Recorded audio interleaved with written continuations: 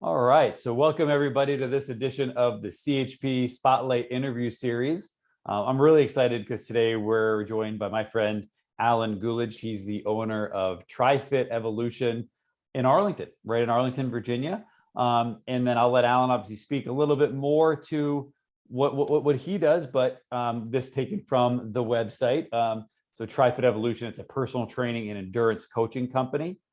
That's in Arlington, as I mentioned, and helps endurance athletes, beginners, and those looking to get started on their fitness journey. Alan is a full-time independent personal trainer, running and triathlete coach. Anybody who would like to reach out to Alan, go to trifitevolution.com. Alan, thank you so much for joining us. Thank you. Thanks for having me. It's good to be here. Appreciate it. Hey, absolutely. I'm excited. I know there's a lot of our audience, as I told you before we started recording here, a lot of our audience are endurance athletes, triathletes, maybe training for marathons, even all the way down to something like a 5K. But sometimes it's nice to have some expert help out there who, like you, has helped countless people be able to reach their goals. So first off, I'd love to hear from you. What inspired you to start TriFit Evolution, and like what was because I know a lot of times as a business, what was the need that you saw in the community that maybe led to that? I'd love to hear that story. Yeah, that goes back a ways. I tell people I had a real job, for quite a while. I was a collegiate athlete. I was a pole vaulter, actually, which is about as far away from endurance sports as you can get and still run. But after that, I competed for about a year post collegiately, and and my time there was kind of coming to a close. And so I said, "Oh, I just got to better get a real job." So I went to work. I was in corporate sales. I went to school and got an MBA. And my capstone project there on my MBA, and this was like in 2006, I think, 2007, 2006, 2007. We had this cohort, and you're supposed to, for your capstone project is build out a robust business plan. And we, and I thought, hey, I'd love to do a personal training studio, and I thought that was a great idea because I'd obviously been involved in competitive athletics, and I, still working out on a very regular basis. And I would see trainers and coaches at gyms, and I would, and I wasn't a professional anything at that point, but I always could see, like, I know that I don't know everything, but I know that doesn't look right, so I thought there's got to be a better way, I think. And I really liked, so I pitched that to my cohort, and we actually ran with that, and that was our capstone project for my MBA program. And then, of course, I went on to get a real job, and I was in corporate sales for several years. And then I relocated out to Virginia from California.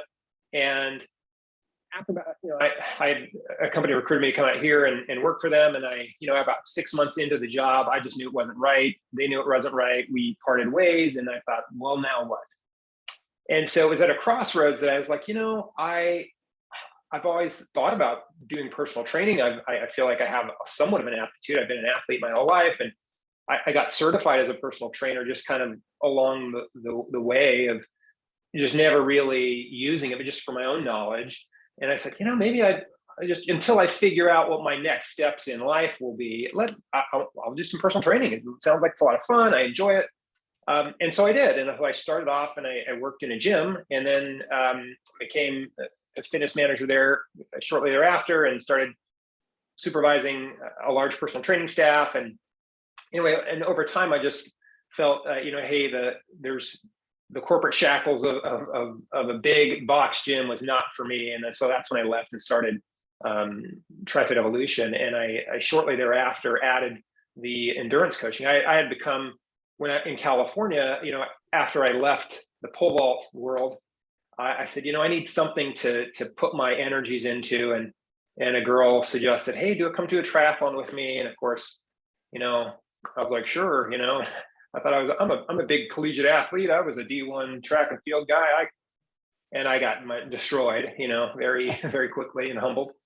But I just had started to kind of just on the side, just compete a little bit more and get better and better and better. And ultimately I got certified as a coach as well. And then, and so I kind of married those two, the personal training and then the triathlon coaching. And so that's kind of how it came to be.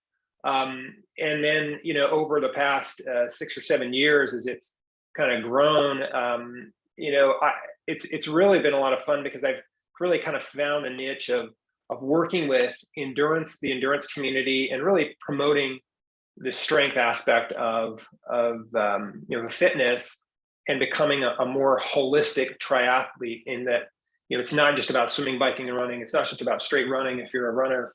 It's about being strong and being healthy and being mobile and all those other aspects that make you a better runner, make you a better triathlete, make you more injury resistant, stronger, so that you can do more running, do more cycling, do more swimming. And so that's kind of what I've been really, that's what I'm really passionate about. I've also along the way just worked with average people that are just coming back from injury or something of that nature, where they just, you know, one of the certifications I have is corrective exercise, where, you know, you see people from a perspective of, you know, poor posture all the way up to, you know, reoccurring injury that is caused by some repetitive movement pattern. And so I like the aspect of kind of looking and saying, but what's going on here? Almost much as you as a physical therapist would do, and saying, hey, what is, you know, what's going on here, and how can we fix that? How can we work with that to make you a more fluid runner, or just more a functional person in general? So that's kind of what I've, it's kind of the business is kind of progressed to, and I really, you know, I work a lot on the coaching side with athletes that are really, you know, tip of the spear, and then I work with people that are just starting out as, you know, an endurance journey or their fitness journey. So, but it's a lot of fun, and I've loved it, and that's kind of the progression of how everything kind of got to where it is now. I love that. Well, I appreciate you sharing that. It's super helpful, and there's so many interesting nuggets in there, and so cool to hear some of the journey and how it evolved to working with, you know, a pretty unique audience. I mean, there's a lot of physical therapists out there in my case, a lot of personal trainers out there, but we don't find many who specialize and have the expertise in the audience that you do. And so I think that's, I definitely have some questions based on that, just based on even some of the things you just said. And you mentioned how you work with the gamut of people trying to getting into endurance sports, and whether it's the first triathlon all the way on up. So, you know, when somebody is looking to compete in there or start training for their first triathlon, what's one big obstacle that you often see with that? Well, I guess there's two really that I see. First and foremost, one is they're just kind of overwhelmed.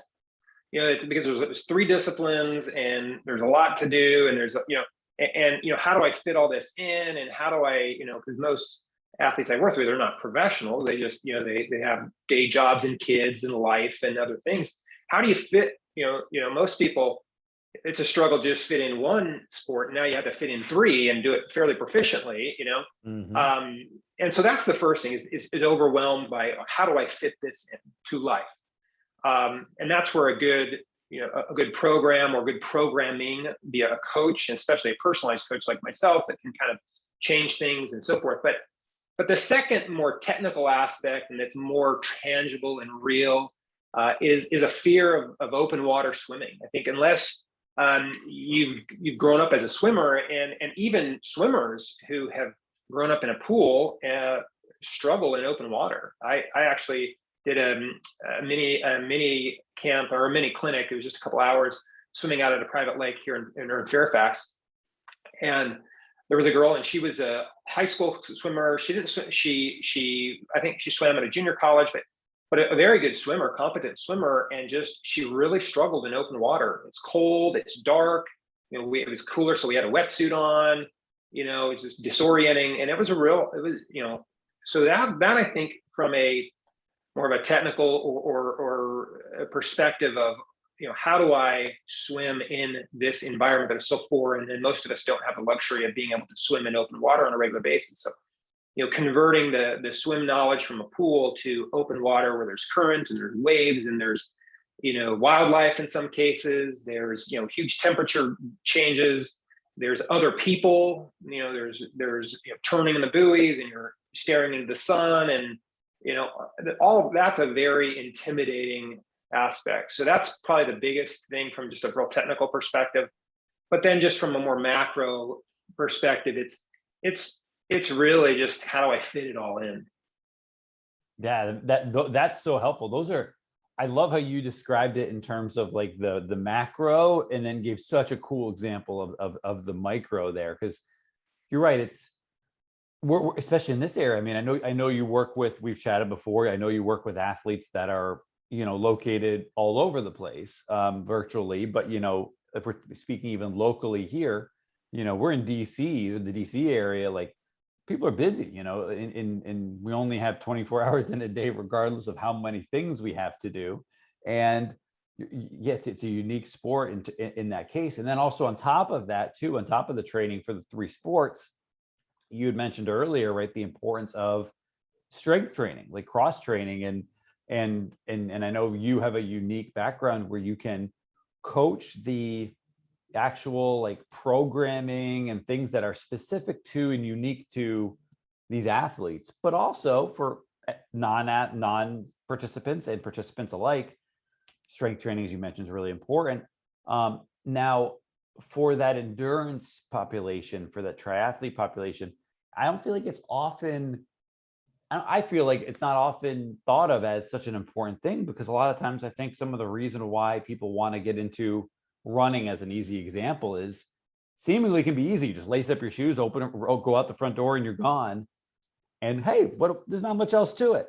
I don't have to do anything else. But in fact, as you mentioned, maybe that's not the case. So I'd love to hear from you, from a strength training perspective, what are the kinds of things that you often, or how do you often approach working with these types of athletes to implement that into their routine? Like, what kinds of things do you work on?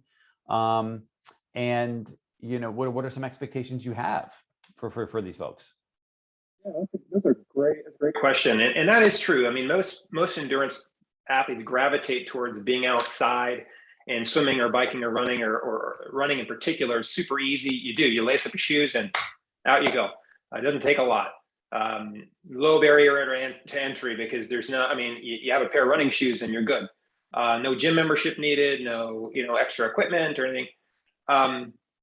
But really it's people, runners typically don't like being inside, and strength training is kind of foreign to them. And so for them, the way I introduce strength training is, I mean, it really depends. And that's kind of what I think we try to do well, is that we focus specifically on whoever we're working with. I don't give a one size fits all. I don't have a blanket strength program that I give and go, okay, here you go if you're a runner, here you go if you're a triathlete, and good luck, and I'll be here for you. Because everybody's at a different point, depending on your experience with strength training. Some people have had really enjoy, like I'm one of the unicorns of of the endurance community, because I really like strength training. As a pole vaulter, we were in the gym 4 days a week, in collegiately. That's many years ago, but I still loved to be under the bar. I love to, heavyweight deadlifting and leg presses and, snatches and all the stuff. I really like to work with kettlebells. I like the functional stuff. I like all of it. Most people are not that way, and that are triathletes or runners. That's a very small percentage of the population that are endurance community. So it's, where are you, and what do you enjoy, and what is your experience with strength training? And if you've had terrible experience, I had a trainer and he hurt me. I hear that a lot. Oh yeah, I started working with a trainer and he really hurt me, really pushed me, and I didn't like it. Or, I've just never really liked strength training. Or, oh, and I hear this a lot, kind of as an excuse or a reason to not strength. I run, so I just lift my upper body and I run and I'm okay. And that's really a fallacy. Because running is such a repetitive exercise and it's an impact sport. We have very high impact every time we run, that we have to overcome those repetitive movement patterns that can lead to injury and all sorts of other challenges. So we want to mitigate any of those, again, potential injury through just through repetitive movement patterns that are just, for most of the runners, we're just moving on that sagittal plane. We're just moving forward and back, and that's it. And so we have to work the posterior chain and all these other things. But again, if you're not used to doing that, it's hard. And so something very simple like body weight exercises to start, something that you can do in your house. I like to tell athletes, okay, we don't have to get you on a big strength training program right now. Let's just start with, we're gonna do some dynamic warm-ups and do some dynamic stretches before your run, some drills, some things to work on quickness, to work on some technique, to engage your glutes a little bit, to kind of get the muscles firing the way they should. You're gonna go off to your run, you're gonna come back. And as you're cooling down, that's when you may do your strength training. You might do, 10 or 15 minutes of some core work and some glute work and some just, some activation work. And that's the start, right? And as they progress, then we start to build in, we move them up to, okay, we're going to add maybe a small implement that you can get at home, a kettlebell, some dumbbells, something very simple. And then, as they progress there, then we want to move up to kind of heavier weight, and again, more resistance, whether it's weights or whether it's bands or whatever it is. And we start to change the programming accordingly once they get into, feeling more comfortable with movement patterns, So that's kind of how we get into the strength training with athletes that they just don't come from that background. Oh, I love that. I love that. Well, I love how you just approach it from just like a barrier to entry standpoint. Like you don't make it intimidating. You start off with just, hey, 15 minutes a day or 15 minutes a couple times a week. Let's just start there, and then slowly add in one little thing and one little thing and one little thing. So it's not, overload. I think that's really, really smart. And, you mentioned, which I find so interesting, like, right, some of the myths that I think occur with, that we have in any community, but in the community specifically, you mentioned the endurance-based community. One of them you mentioned is, I run, so I don't need to work my lower body. I just do my upper body in the gym.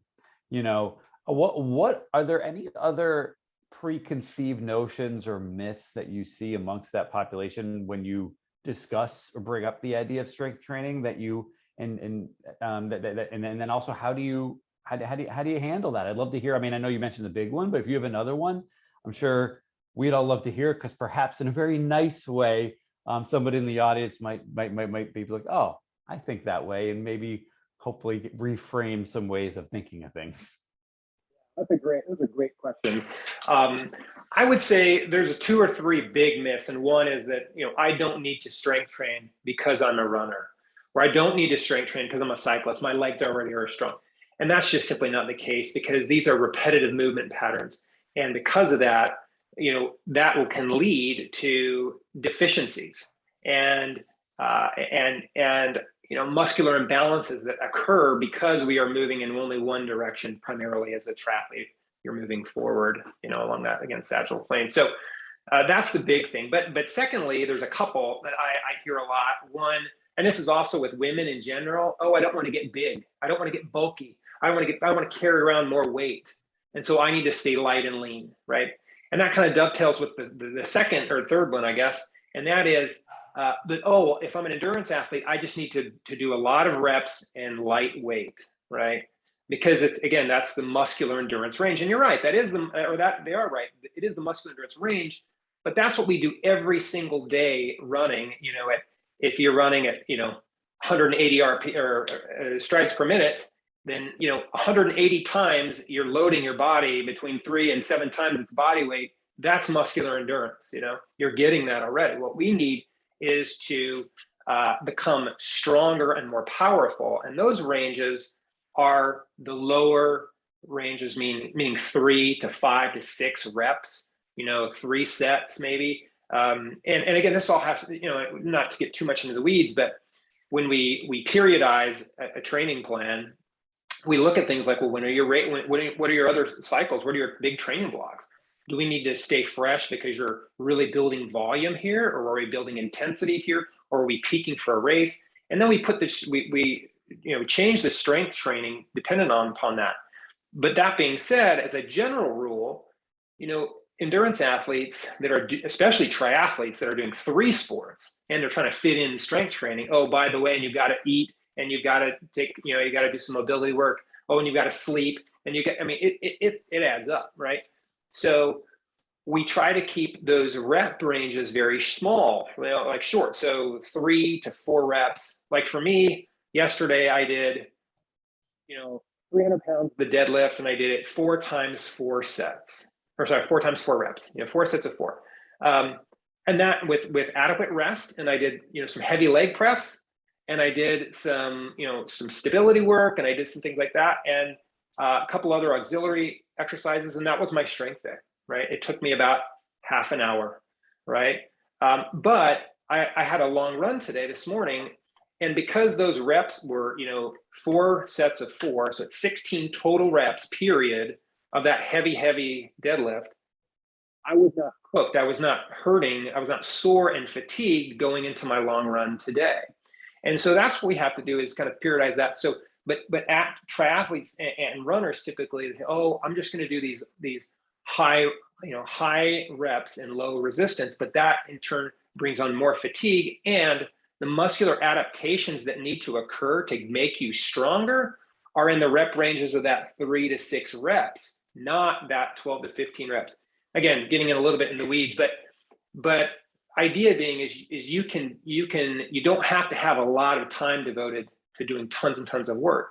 And if you're not in that the rep ranges that are going to be for hypertrophy, intentionally getting big, then you're not going to gain muscle in the way that people, in getting big or getting overly muscular. I mean, that has much more to do with genetics, and most people need, especially most of the endurance community, they're not all, but many of them are ectomorphs. We're skinny people. We're not going to build tons and tons of mass by, doing 2 days a week, 4 sets of 4 or 3 sets of 3 heavy squats or something like that. That's not going to happen. And so that's really one of the big fallacies is people really or miss that hey, I'm going to get big if I lift heavy weight. No, you're going to get strong if you lift heavy weight, and that's what we need as athletes, as endurance athletes. I love that. I love that explanation. And man, I wish it was that easy to get big. I think right. My college football career would have been a little more successful, because I think I had absolutely. I'm thinking back to like my old strength coach is just like trying to crushing me in the gym and trying to shove food down my throat, and I'm still my 175, 180 pound self at the time, struggling to put on size. And so it works eventually, but you're right. I think it's a lot of, it's hard to understand just really how much intentional effort goes into just putting on hypertrophy, just like putting on size. And you have to be very purposeful about really having that be your main focus. And I think I love the way you approach the strength training, because it sounds like with just the way you view it from like a 10,000 foot global view perspective, and the way you just come down to earth and implement it, it's very much as an adjunct to performance. If your goal is to perform well in a triathlon, as an example. And when that's the case, these myths are kind of worry-free, if you will, because that's not the main intention. The main intention is to accentuate performance in another manner. I love the way you do that. I learned so much just today from just hearing your overall, just more so for me, hearing just your overall global perspective on how you view the way personal training and strength training and these other things fit into those in the endurance community, and just how all this stuff kind of blends together. I think that's amazing. I know for anybody watching this, just so you know, Alan works with, as I mentioned earlier, people here local in the DMV. Obviously, there's some in person that can be implemented there, and as we've talked about before, but also, Alan has clients all over the place that he works with virtually, and on calls like this and all those great things. So Alan, I'd love to, before we sign off here today, I know I mentioned your website at the beginning. what I look at, if there's anything else I missed, what's the best way for anybody here who wants to learn more to contact you? Yeah, probably the website. That's TriFitEvolution.com. You can also go to TFE Coaching. Sometimes it's a little easier to remember, TFEcoaching.com. But TriFit Evolution is the main site, and TFE Coaching will direct you to that. But that's usually the best way.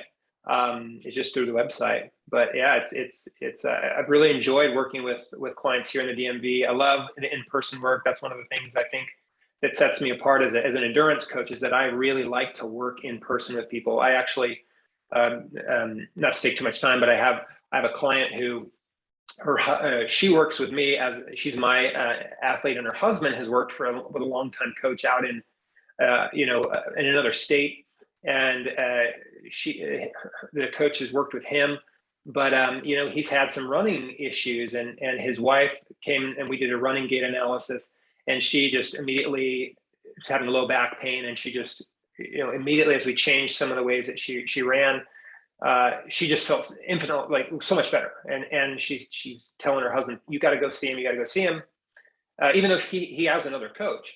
And so he came and worked with me, and we just did we did a little bit of run gait analysis. We gave him a few strength exercises and talked about some mobility, changed some technique issues, and he's running a lot better now as well. And nothing against remote coaching, that's fine. And again, I have remote clients, but she had never seen him run, and she was giving him some metrics that were just unrealistic for him. He is like 6'3" and 220 pounds or something like that. And she's like, you need to be running at 180 strides a minute, and he's like, I run, he runs like he's in his late 50s or early 60s. He runs, like 10-minute miles. And I'm like, that is not going to happen for you. That's completely unrealistic. And nothing against her coaching. It was just that, without seeing him run in person and seeing his build and understanding how, his inseam and his stride pattern and all those kind of things, it's really hard to, because she had never seen him. And I have my remote clients that I have, they send me, I have them film themselves and they send it to me, and then we go over via, Zoom. We go over things virtually, and I show them, I have some software that looks at the running or everything. But I love working with people in person, even virtually, the in person of just taking apart, picking apart their run gait. Same thing with the swimming. I will swim with my clients. I'll film them underwater. We'll then jump back up on this pool deck, and we'll go through and look at, angles and positioning and learning how, because swimming is like infinitely more technical than running, if you can believe it. But I love working with the in-person aspect of coaching, which is really what makes me, I really enjoy that connection with my clients, and that kind of sets us a little bit apart. So, but yeah, TFE Coaching or TriFitEvolution.com are the best ways to get a hold of me. Awesome. Well, that explanation was super helpful, because I had no idea you do things as involved as even, getting in the water and filming people while they're doing their thing. I think that's amazing. And I totally agree with you. I think, I know for me, while it's amazing to be able to help people virtually, right, there's something about being in person that just takes things to that next level. And yeah, so I think anybody out here who's thinking about getting into triathlons or endurance sports, running in general, or who wants to take their performance to the next level, and you already have a good amount of experience under your belt, definitely recommend reaching out to Alan. He just explained it better than me, so I won't berate that point. But more than anything, I'm going to put also put his contact information below the video for those of you accessing this via YouTube. And you'll also be able to find that if you're watching any of these clips on social media, it'll be there as well. But Alan, thank you so much for joining us. I learned a ton. I know everybody else who's watching this will as well. And can't thank you enough for your time. Sure. Thank you much. All right.